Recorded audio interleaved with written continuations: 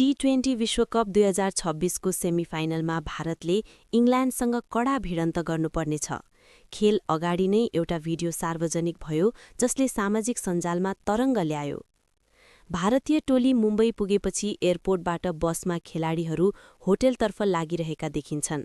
तर कप्तान सूर्यकुमार यादव, अलराउन्डर हार्दिक पण्ड्या र ब्याट्सम्यान शिवम दुबे भने बसमा नचढी आआफ्नो कारमा बसेर निस्किएका देखिन्छन्। यत्तिकैमा हल्ला फैलियो।